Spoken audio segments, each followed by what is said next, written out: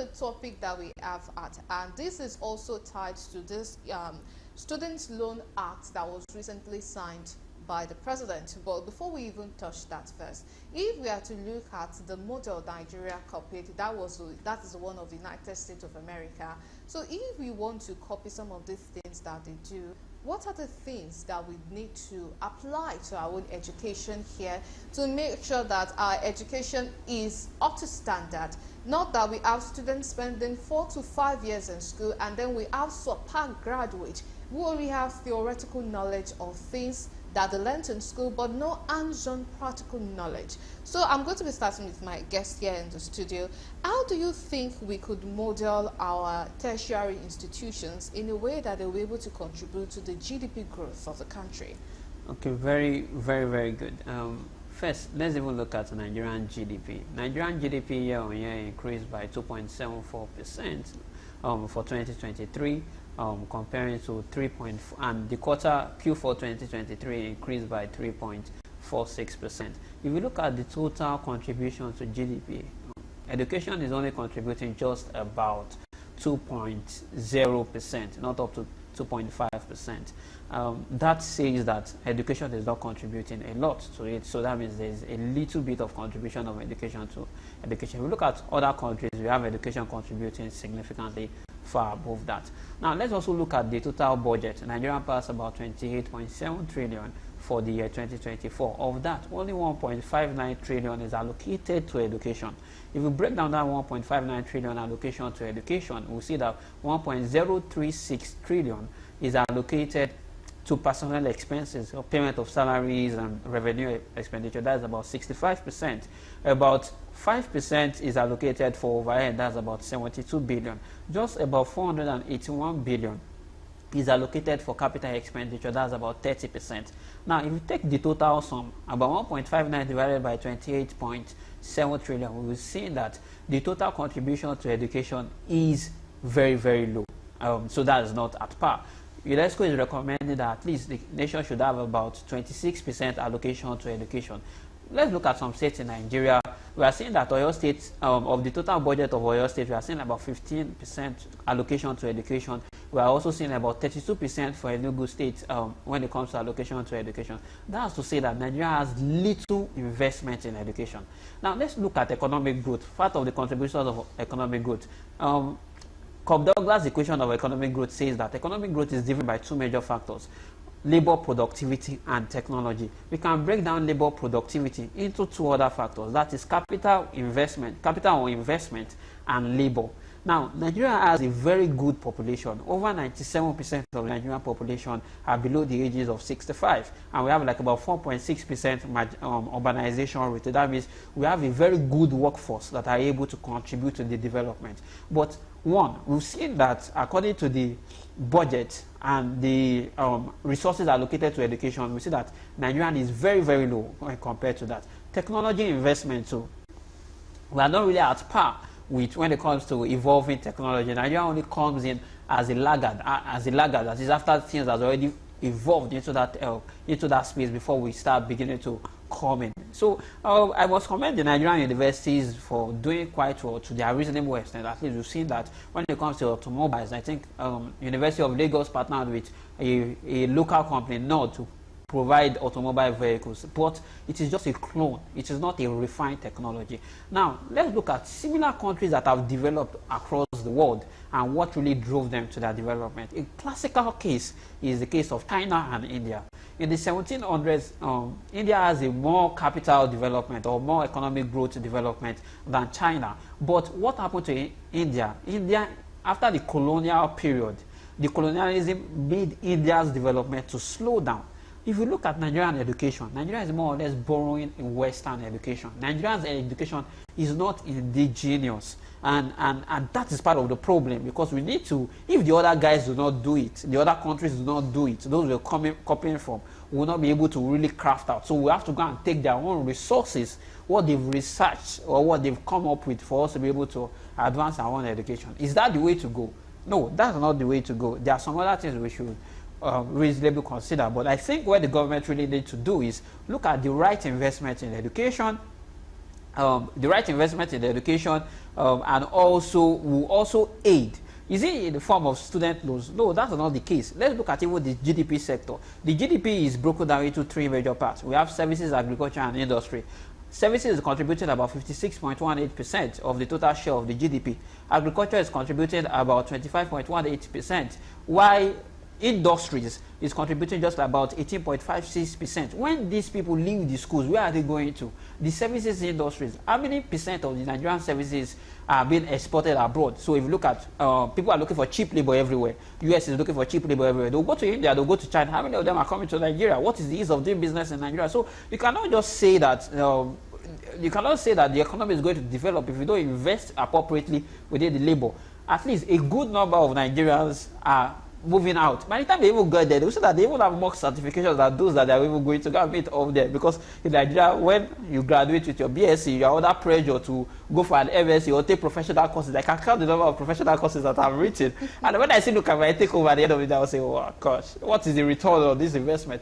So it's not the problem that Nigerians are not smart, but Nigerians is not making the right investment in education. And Nigerians' economy is not structured to ensure that these people come in and fit in to develop the economy, because we are copying a Western education. I don't say the Western education is bad, but you are not going to move ahead of them. You are only going to move in line with them, and you are not even going to move up to them. So if you are borrowing an education, you are borrowing an technology, you are not going to develop, or you are not going to be able to achieve that kind of growth. All right, thank you so much for that. Like, that is so much information. Like, I'm like, okay, wow, this is definitely something to think about. So now to Dr. Peter Okuzoro. In Nigeria, there's always this conflict between polytechnic and university, because we even have people who graduate from university, from polytechnic, and then they go back to university. And if you look at the design of polytechnic, it's supposed to be something industrious. When it comes to technical education, they are the ones that we're expecting that they have to be probably excelling in areas like this.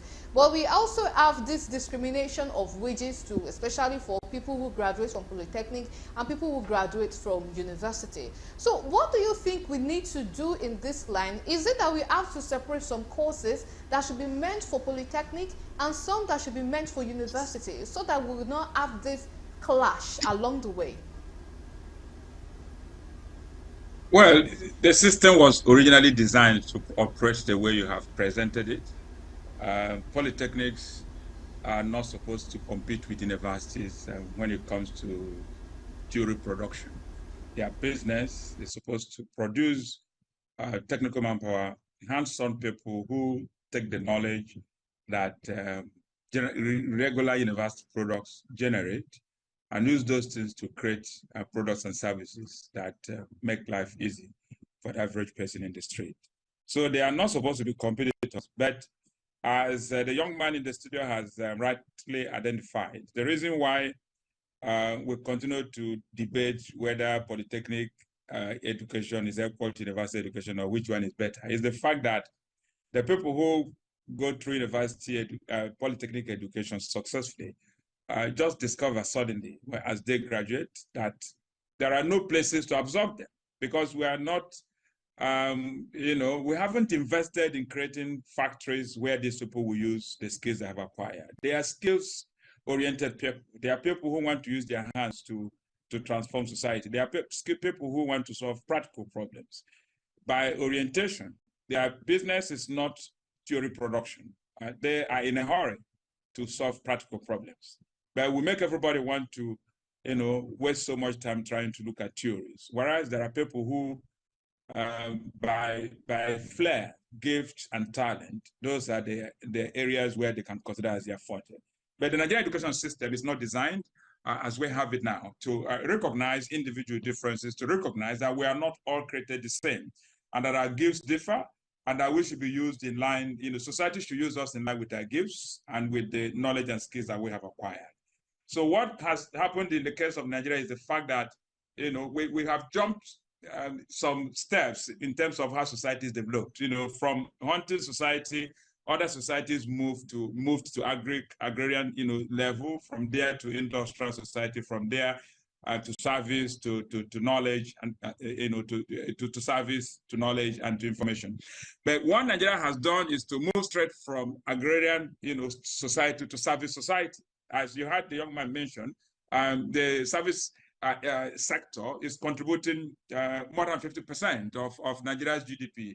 And so unfortunately for us, we don't have industry that backs up and supplies and meets the needs of the people who are in the service industry. For example, banks. So everybody wants to work in the bank, everybody wants to work in a software company, everybody wants to work in sales, in marketing.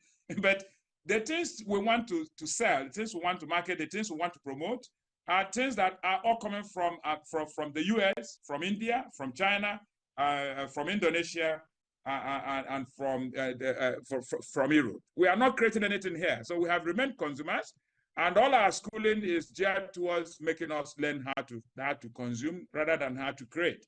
So long as we continue to have this kind of system, Nigeria will remain in a deep shit. And it doesn't look like our governments have really understood that there's a big disconnect here, which we need to address, very urgently. So I'm very worried that people finish from polytechnic, rather than use their skills to solve practical problems, they go back and they transit universities looking for ways to get a bachelor's degree, whereas by their gift and probably the kind of training they have received, they are supposed to be people who translate knowledge into practical, life enhancing services, and that's and products, which is not what we're getting.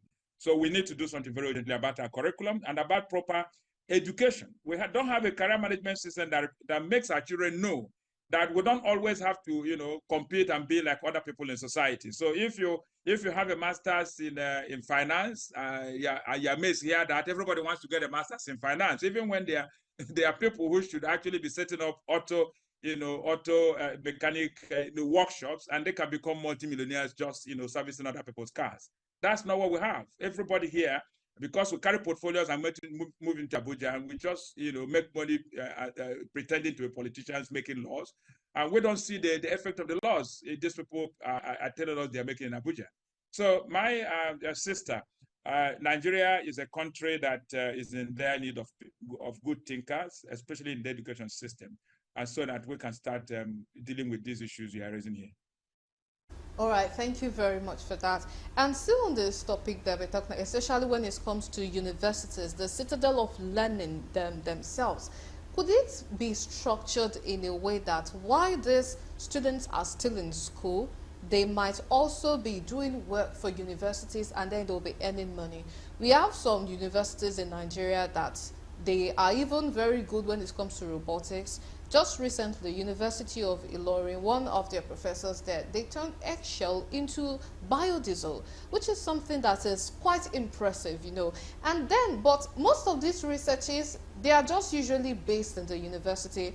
We don't often see them, although we know that there are some of them that gets marketed, but we don't often see them by government to doing something to really push it outside. So even this might serve as some sort of encouragement to the students themselves that, look, if you come up with something good, the university too is going to sponsor you. Because we also have things like that in other countries of the world, where whenever students or even some of their professors, if they come up with something great, something that would contribute to the growth of the country, so to speak, they sponsor them, they invest in them. Could we not have something similar like this too in Nigeria? Okay, so if we look at Nigerian universities, most of those researches that were done by those professors have been sponsored by international agencies. So they are not being sponsored by Nigeria. So that is to say, we saw like about a few weeks back that ASU still wanted to go on strike simply because they are not being remunerated.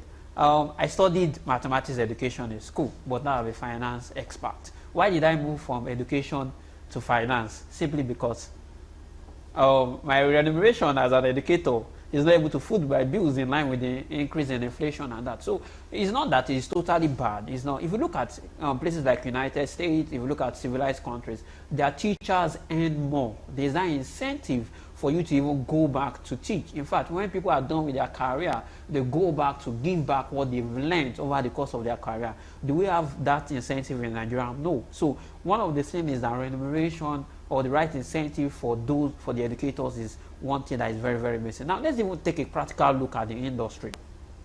Remember I said that our education is borrowed. We are not using an indigenous education. Let's look at the 4 Asian tigers, that is the likes of Korea, Taiwan, Hong Kong, and Singapore, that also developed within the 1980s or the 1990s. They followed the Confucian culture, that is, they used indigenous education. They learned in their own way. They did not practice. So in Nigeria, I go to a school, and Nigeria is using a British, one school is using a British curriculum. They say, yeah, we're teaching you Canadian curriculum, yeah, we're teaching you American curriculum. If we look at the Nigerian curriculum, it's copied. It is majorly copied from the foreign curriculum. So, whereas, is it that Nigeria does not have the right knowledge? Is it that Nigeria does not have the right ability to make that appropriate investment? No. If you go back, before the colonial period, where are the artworks in Benin, in the Benin Empire, the old Area Empire? They had their own indigenous education, and they were also able to make this without the foreigners coming in. So, Nigeria is still a bit blinded in the sense that we are trying to copy others, and you can only provide a clear reflection. You cannot provide a true picture. Nigeria still needs to go through that industrial phase. Like I said, industry is contributing just like about 18.56% of it. So where are the companies in Nigeria? Where do we really need to be able to produce? Last week, during the ECOWAS Investment Forum, the ECOWAS president made mention that Nigeria's, the ECOWAS countries, a lot of graduates have been churned out. There are a lot of millions of graduates churning out, and the labor force is not able to absorb all these graduates. We saw that sometime before the rebasing effect, we saw that unemployment rate is about 33.something%. Now is around 4% to 5%. So what are we saying is that there's how many companies, how many institutions are able supporting to develop an average. Even look at Nigerian industries. Majority of the plants and machineries and equipment used in those industries are imported from the original equipment manufacturer. Why can't you import the knowledge and ensure that those equipment are being developed and being produced in-house with partnership? So I need to import it. So imagine you're importing the technology, you also need to import the maintenance of that technology, you also need to import the sustainability of that technology. Nothing is retained in-house. So the Westerners are not going to provide everything for you to be able to succeed because they don't want you to overtake them. You need to ensure that you are able to develop your own in-house with your own local research, with your own local resources. The industries are ready to be able to absorb you. Let's even look at the primary, the basic, and the tertiary education. If you look at all developed countries, for you to even go to college, is probably you are rich enough, you need to take a loan for you to be able to pay back. An average person, once you're done with high school, you go to technical school, you're well enough, you're good enough, you can grow to become a chief technical officer, you can grow to become a chief engineer. If you even look at the contribution to the industry or the development of the country, we see that tertiary education is only coming behind technical education and secondary school education, coming behind technical education, because the technical education is the core of the development. If you are exporting services or you are exporting anything, you are exporting majorly based on technical education, and that is speaking to the industries. In Nigeria, an average person cannot easily set up a factory in Nigeria because we look at the cost of it. He has to battle inflation, he has to face foreign exchange volatility. We saw a lot of manufacturers lose their goods and services or lose their profit. In fact, can't be at their shareholders funds wiped out as a result of foreign exchange loss. You have to fight against that. Ease of doing business in Nigeria is very, very low. So there's no incentive of an average person that is even trying to produce cannot easily go out and be able to sell this product. So let's take a classical example in Silicon Valley. You don't even need to have an idea. You can just be sitting down. How did Facebook start? Facebook was just sitting in his room, and he was able to come to the public and be able to display. In Nigeria, what is the right investment? Are you able to have that part? Are you able to attract that investment? Remember that if you want to go to the bank to go and take a loan, monetary policy rate is about 24.75%. So you that you don't even have anything, you don't have collateral, you don't have any history, you are going to be taking a loan of about 45%. So if you are taking a loan of about 45%, so you need to work 2 years. You've not even broken even for you to pay back your whole principal back as interest. There's no crowdfunding platform. There's no educational funding platform. So that right incentive or that right environment for someone to leave school and invest in his own knowledge and develop, does that mean that Nigerians are not smart? If you look at the aim or at the leadership of most of these refined technology, I think Nigerians are doing very well. We've seen Nigerian mathematician go to become one of the chief. I can't remember his name at this point in time, but we've seen Nigerian experts. Nigerians live here and go there and even lead their universities, get maximum grade. So that means that they have the brain power and they also have the willpower, because I say it's based on the strenuous education they've gone through system. So if you are prepared for it's tougher to in Nigerian exam, you have to read a lot. Meanwhile, when you go to advanced countries, it's even an open book exam. You don't need to stress yourself, because by the time you are practicalizing all these things, you don't need to carry all these books and cram it thereabout. So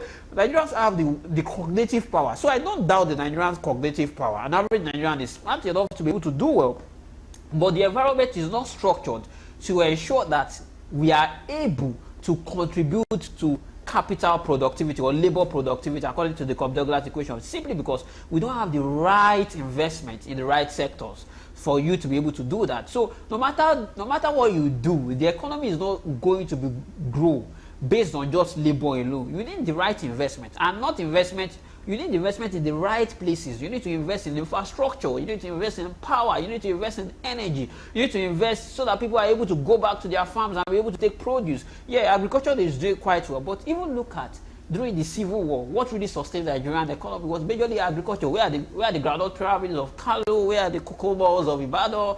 So where are the oil palms from the southeast? So despite now we've tilted to focusing on crude oil, can crude oil continue to sustain the economy the same way that Nigeria is tilted to crude oil? Remember, they are still going for COP summit, COP28 summit, which they are saying everybody should go green. So they are trying to tell you go green, go climate, fine, you can go green. So that means if you are sensible enough, you should tilt your revenue. You should depend less on crude oil contribution. If you look at total Nigerians export, about 90% is being contributed by crude oil and natural gas. So Nigerians are smart enough. Nigeria have the right cognitive power. Nigeria have the right mental power to be able to develop and contribute so much to the society. But the right investment and the right environment is not there. And the average person sitting in Silicon Valley can just be browsing on this computer and say, "Oh, I just founded Facebook," and after a while, it becomes a multi-billion industry.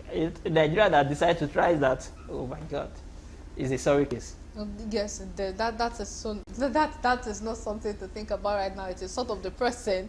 So now to Dr. Peter Ogudoro, who is joining us live from Lagos State. We have established that the way our curriculum is in Nigeria is not the best, because we usually focus on the theoretical part and not the practical part of it, the one that would yield so much result for us, for the students, for the nation. Because once the student is able to derive something for itself, it is also the student who is also benefiting the nation in the long run.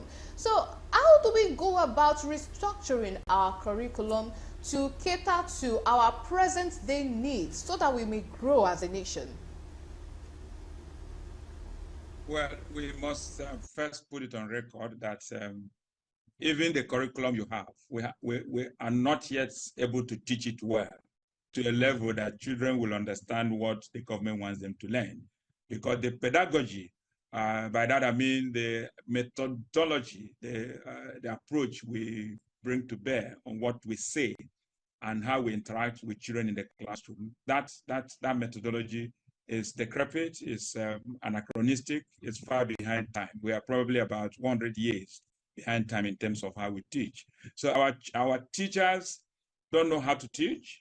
I'm a trained teacher. I've got PhD in education, and I have had the privilege to study in some of the top universities around the world where I've also done research. I just returned from Finland, where I went on tour of their schools to have a look at what teachers are doing in their classrooms, and I interacted with my colleagues who also trained teachers in universities there.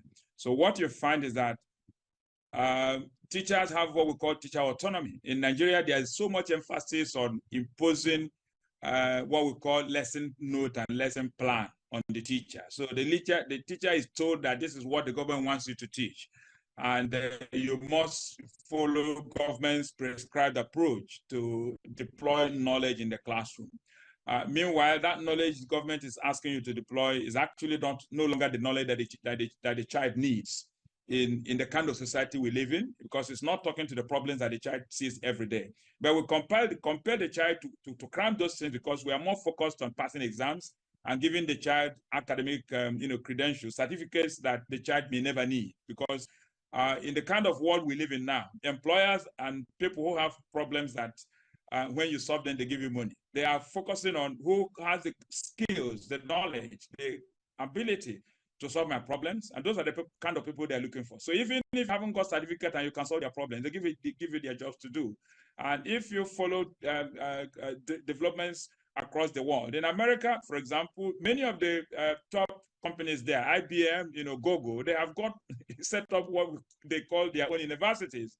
And so you don't finish and get the regular university degrees, but they want you to understand their culture and know the kind of problems they have and how to solve those problems. So Google's problems are not Facebook problems, and Facebook problems are not Microsoft problems.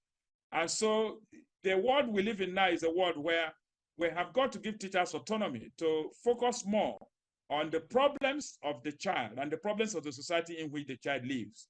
And so the current idea of parents who have money, for example, insisting that their children have to attend international schools where we deploy what we call, British curriculum, Canadian curriculum, American curriculum. That's a misnomer. It's completely against what Nigeria needs to be able to move forward. We have got our own problems, and Nigeria, as a country, through our government, should insist that our children, no matter the kind of school they attend, must be learning knowledge and acquiring skills that will enable them to talk to problems that we have in our country. So I haven't put that on record that teachers don't have the right, skills to teach, and they haven't also been given autonomy to run their classrooms well. And I think that again is an offshoot of the fact that they have not been properly trained. In a place like Finland that I just mentioned, what you find is that the average teacher in a typical primary school in Finland has got a master's degree. So the person has adequate knowledge of the theories of learning and teaching, and also has the skills to be able to operate some machines that the child needs to become acquainted with if that child is going to finish high school and become useful to society.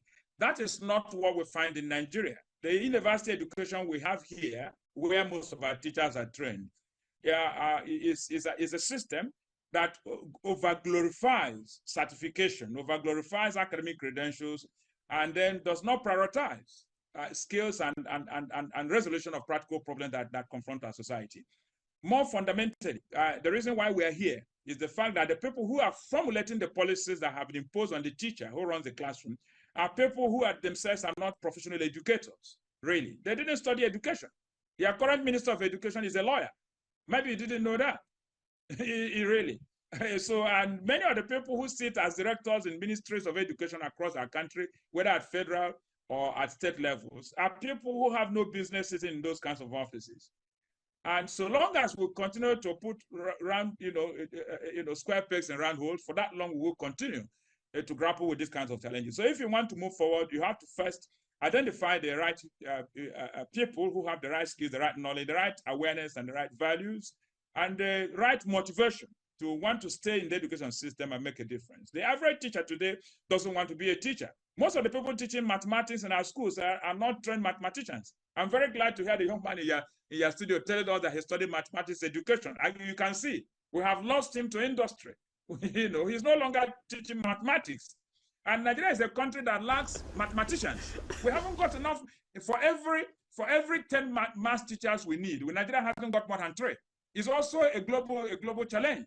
Now, the few who have gone to study mathematics are leaving classrooms and going to work in banks and going to work in finance companies and going to work, for stockbrokers and those kinds of places. And so that's not good for us. We have got to provide the right, environment and right remuneration for teachers so that they can stay in the education system in proper societies that are really doing well. Teachers are treated as, in terms of social status, they are at the level of top medical doctors. They are at the level of those who work in oil companies like Mobil, Chevron, and Total Energies. That's not what you have in Nigeria. So the average teacher is doing a job that he does not like because we don't pay him well. We also don't respect him. You see teachers marching into classrooms and slapping teachers and asking them, how much are you paid? My salary in 1 month can pay you for 10 years. And so teachers lose confidence in themselves. And these are people too who went to school and worked very hard, and some of them finished with first class. And so the problems are many, and we haven't started grappling with them. So yes, we need to rejig our curriculum, But even after you have got the right curriculum, you also have need for the right teachers who are motivated and respected to be able to, and given autonomy to run our classrooms in the ways that will make our children derive joy from learning and go to school, not just to pursue meal tickets, but to learn just for the sake of learning and improving themselves. The average child who goes to school in Nigeria is not going to school for the purpose of learning. He's going to school to get a meal ticket, and that's the wrong value system we are promoting in our country. And so long as we continue to see education only from the angle of meal ticket, for that long we will continue to be a society that remains consumers, will continue to import, and our economy will continue to go down, to decline. All right, thank you so much for that. In fact, you've inspired me to probably take a degree in maths. That is how much your conversation has touched me. All right, so